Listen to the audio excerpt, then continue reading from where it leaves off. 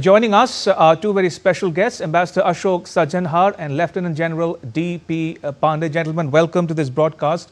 Ambassador Sajjanhar, if I can start with you, what did you make of the Prime Minister's televised address to the nation? Thank you very much, Ramesh. I think Prime Minister's address did exactly as it was expected to do. Basically, I think first it was an address to our own countrymen, and then it was also an address to the world at large, to the global community at large, and he sent out very many messages. I think he reiterated what India's position was because, over the last few days, since last 2 days, in fact, when, Mr. Donald Trump jumped into the whole thing saying that, he has been, or the United States has been active in putting together the two countries, getting a ceasefire, and then Mr. Marco Rubio also sent out a tweet on in this regard.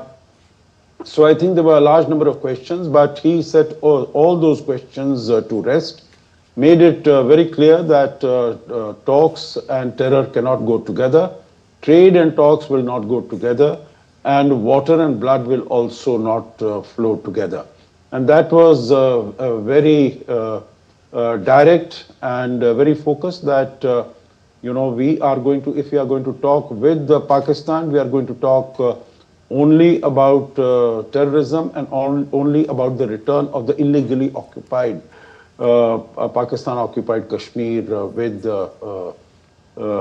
Pakistan. Also, I think what was significant was that, we will not be deterred by nuclear blackmail. We have not been deterred by it. In fact, whether it was in 2016, the Balakot strike, even around, the Uri surgical strike, even at that time, you would recall, Ramesh, and your viewers would recall that, Pakistan had been flaunting and brandishing that we are a nuclear weapon state and we have not got these nuclear weapons to keep them in a museum. We will use them if we need, and we have very small nuclear weapons also which we can use. So that did not deter us in 2016, it did not deter us in 2019, and it has not deterred us this time. This time, of course, we have gone much further. We have established a new norm as far as response to terror is concerned. I think Prime Minister Modi, I could call it the Modi doctrine, that any act of terror would be tantamount to an act of war. And that is how we are going to respond to it. So I think there were all these many messages. What also came out very clearly was that, as some people might have thought that the Indus Waters Treaty, which we have put in abeyance, if there are discussions between India and Pakistan, that, that suspension also might be called off. He was very categorical when he said that,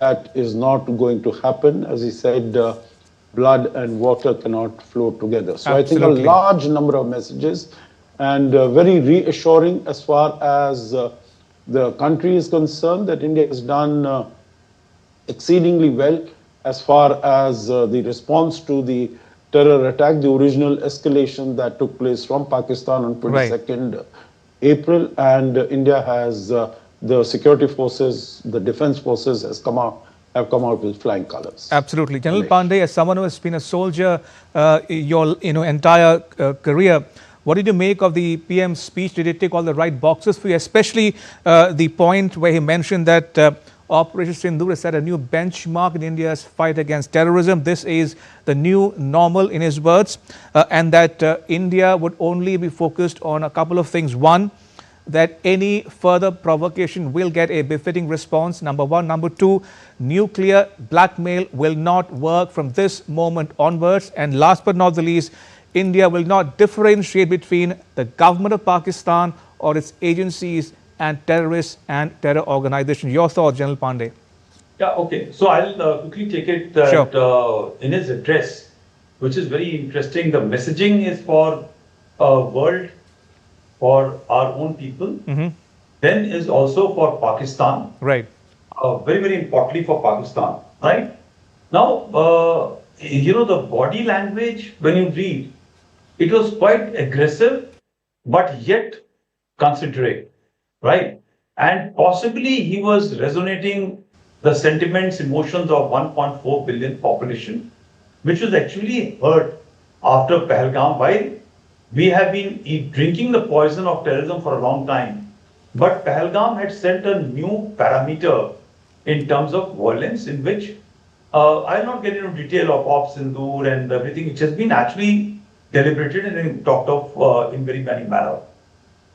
But coming after just about 30 minutes or 30 minutes or something after the Trump's assertion that he was the one who intervened and he talked of trade resulting in this thing, I think in ceasefire, this comes very, very open to the world. That firstly, for a long time we have been at the receiving end of terror. You people have done nothing. We have come around now and we will strike at every terror act which you. So when he says Op Sindoor is on, it is not closed. We'll watch the behavior of Pakistan and the terrorists who are operating at his behest is a very, very clear warning to the world, to the Pakistanis and to the terrorists that look, if you come, operation is going to come along and we are not only going to hit the terror camps, but we'll also hit somebody who's controlling those levers. And to the world and to Trump, he has said that very clearly that this we have done at our own, when our mission was over, our job was done. We have finished the terror infrastructure, we are at the headquarters, and after our job was done, that is why our operation has gone for ceasefire at request of the Pakistani military establishment. So there is a great message, and in that when he has said that no nuclear deterrent is going to stop us, again a messaging, because Trump talked of 2 nuclear powers, right? He has just shattered that theory of Trump, who wanted to take claim on something which was eventually going to happen because the Pakistanis were rattled and we were the ones who were offering them every 24 hours and thing called which is off-ramping, which they were thinking that in the bluster, that Pak Punjabi bluster, they will continue to scale up and escalate. So when those very, very important airfields, the headquarters, some very important assets were hit, absolutely at will, that is the time they got rattled and they reached out to the Americans, if that is true, which came out, and I'm sure they must have reached out to our establishment, and our establishment said, we never wanted to go ahead. It is up to the Pakistanis. They want to come out. They can stop it. The moment they stop, we will not escalate. That was always on the offer from the evening, from the morning of 7th, when we had carried out the strike. So that is very important. I think he has dehyphenated, the Americans without knowledge, or was it a deliberate attempt?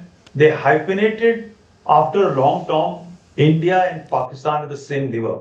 I think at number of points, the Prime Minister has made a statement of dehyphenating and hyphenating Pakistan with terror, which has been the top even in our community and in the world, which is very important. And I think our media, our people in academia, everybody who writes should talk of it more often in that manner, that Pakistan hyphenates with terror, in which he started a talk by saying that we hit Jamaat-ul-Dawa headquarters, Lashkar-e-Taiba headquarters, and HM, that starting from 9/11 to the tube train attacks or in the UK, everything led back to these couple of headquarters where the University of Terror have produced all actions they will taken on terror have come from them.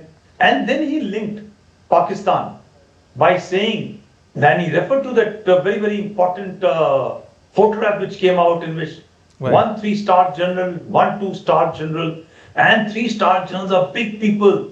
And in Pakistan army, they are equivalent to army commanders. They control everything, right? They were standing behind giving state honor Right. to the dead terrorist is a huge symbol. So he has actually exposed number of things. Right. In 20 minutes, this address is fantastic. Absolutely, without Capturing doubt. the national sentiment, sending message to the globe, Indeed. and also telling the Pakistanis Next time you do something mischievous, we will strike at will. Will strike at will. Right? I think that's what. Absolutely. Coming back to Ambassador Sajjanhar, now, sometime after the PM finished delivering his speech and 6 days on from the launch of Operation Sindoor, the question everybody is asking tonight as we speak in India and around the world is the following. Where do you think India and Pakistan will be headed from here onwards?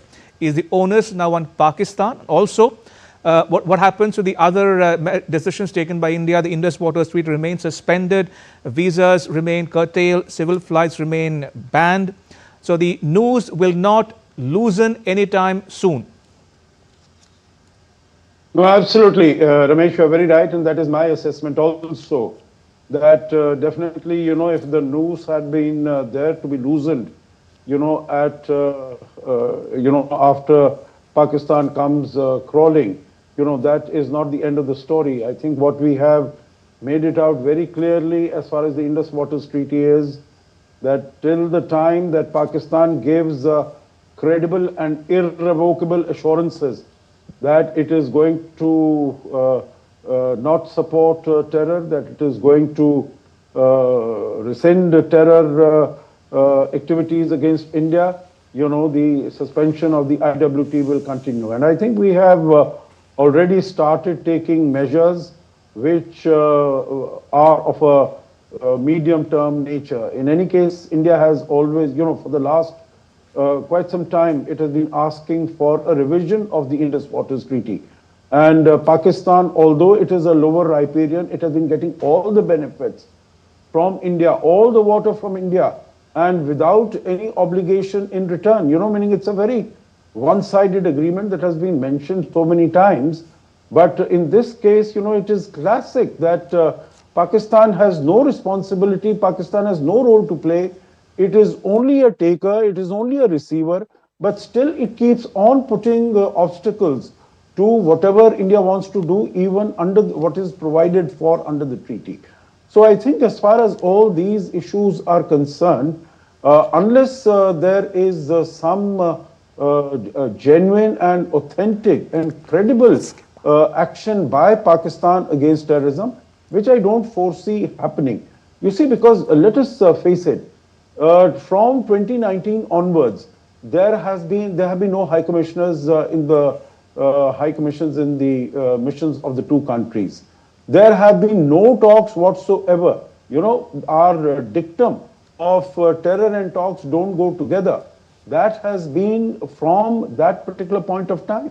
In 2019, when India abrogated Article 370 and 35A, and Pakistan decided to withdraw its High Commissioner, and so did we. And after that, India also withdrew the MFN treatment. Pakistan, of course, had not accorded the MFN treatment to India. So trade has not been there, the High Commissioners have not been there. There has been no conversation, no negotiation, no dialogue between the two sides at all. So I think it will be basically a status quo ante of Pahalgam. Before Pahalgam also, there was nothing happening, even as far as, some of these regional meetings are concerned. For instance, the SARC, the South Asia Association for Regional Cooperation, the last meeting that took place was in 2014, you would remember, in Kathmandu in November. And 2016, it was to happen in Pakistan. But then a large number of countries, including India, Bhutan, Sri Lanka, etc., all of them said that till terror is emanating from there, until adequate security is not provided, SARC summit cannot be held. And it has been in abeyance. So I think it is going to go to status quo ante pre-Pahalgam. And then the ball will be very much in Pakistan's court. Indeed. To assure India that it is taking some credible measures, which I don't see happening in the near term. And finally, Ambassador, before we wrap up this conversation, now that India has called Pakistan's nuclear bluff, now that India has said that nuclear blackmail will not work from this moment onwards, do you think the Pakistani army will change its strategic calculus towards India? Do you think General Asim Munir would have learned his lesson, and would he be forced to rethink his strategy or his miscalculations or misadventures going forward? Yeah, as far as calling the nuclear bluff, the nuclear blackmail from Pakistan, we have done it already over the last, three times, whether it was the surgical strikes post Uri or it was Balakot post Pulwama. As I mentioned, they have been talking about it. But right now, we have really raised the bar very high, in terms of going not only in hitting 5 terrorist strongholds and holdouts in POK, Pakistan occupied Kashmir, but also 4 of them in the heart of Punjab, in the heart of Pakistan, that is Murid Ke, Bahawalpur, and, liquidating so many dreaded and well-known terrorists. So I think as far as this nuclear blackmail, which Pakistan is able to threaten and worry the whole world, I think that will no longer hold, and India will have to reach out to its partners in the West also, that it is we have done with the blackmail, thrown it in the dustbin, in the waste paper basket, and it is not really effective in any manner. And in any case, I think those countries need to put pressure on Pakistan not to make such irresponsible comments and statements. Pakistan could not stand beyond 2 days of the pummeling that it received from India. In fact, not 1 day, because for 2 days we were acting with great restraint. We were acting in the same domain with great restraint. It's only on the 9th, 10th night and morning that India started hitting out at their airfields. And they saw that they had no answer to that. So I think the vulnerability of Pakistan must be very clear to its people and to its army commanders. And I think earlier, if they thought once or twice, now they're going to think 10 times, if not 100 times, before even contemplating any action against India of this nature. Right. Ambassador, I'll request you to stay on, please. We'll request you to join our continue our conversation a little more on this broadcast, because we have news coming in thick and fast. In the meantime, let me just get you some more news, viewers. Prime Minister Modi addressed the nation, as we've said before on this broadcast, on Monday evening local time, delivering his first speech since the launch of Operation Sindoor on the 7th of May, India's military response to the Pahalgam terror attack.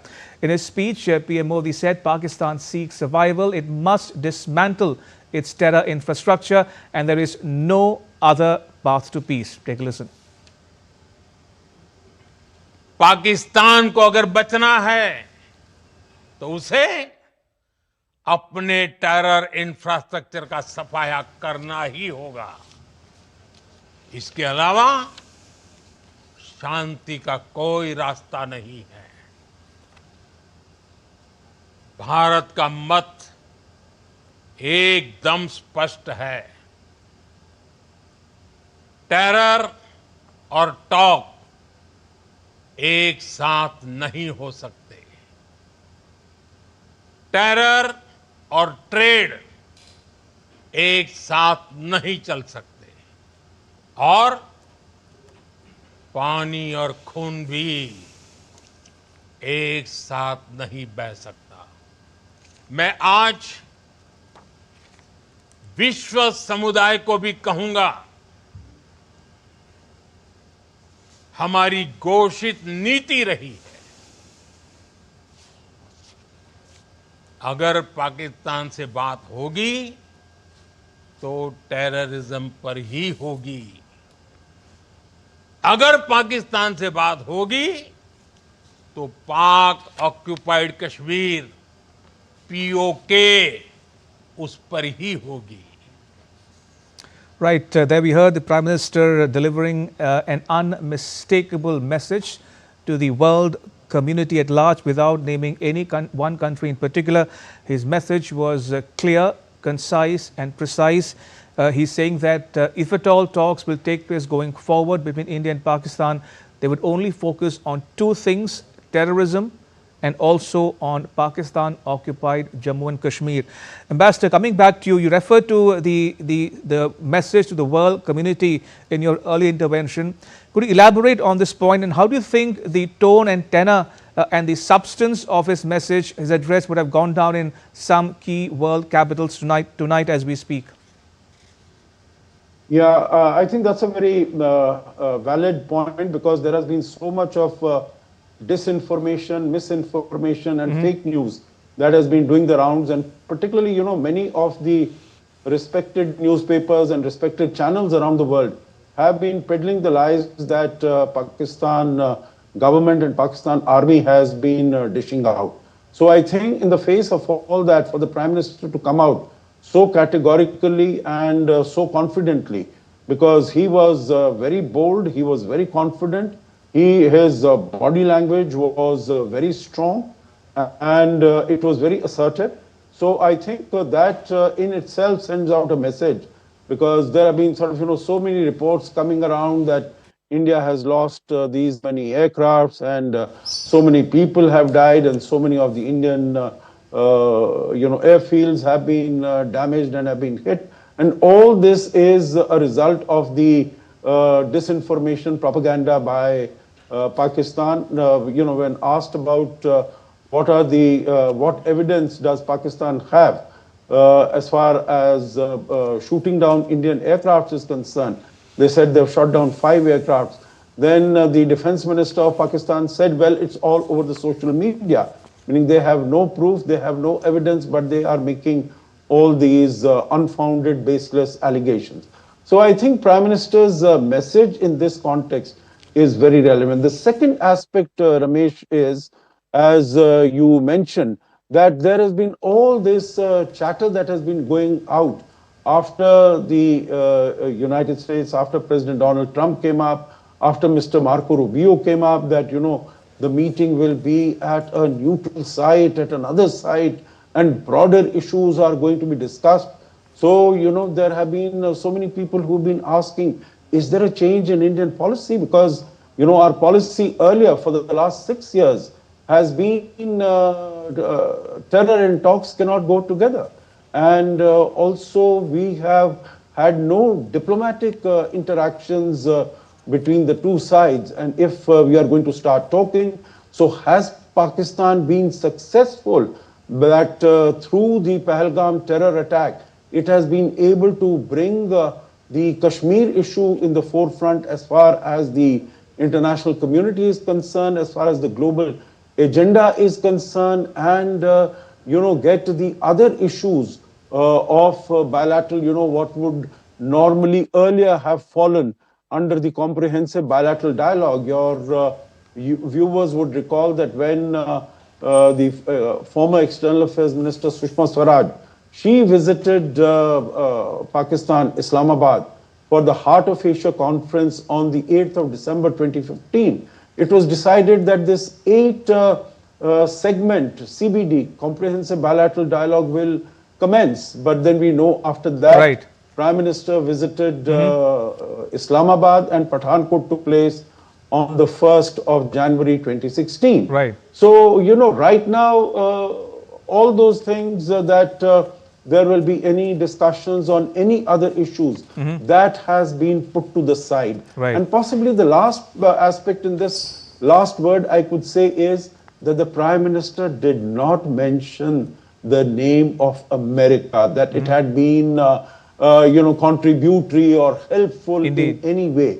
As we have seen, Shehbaz Sharif was waxing eloquent, thanking America, Turkey, Qatar, China, and whatnot. But Pakistan did not, Prime Minister did not mention any of that. Indeed. So anything that is being done is being done on India's own terms. Indeed.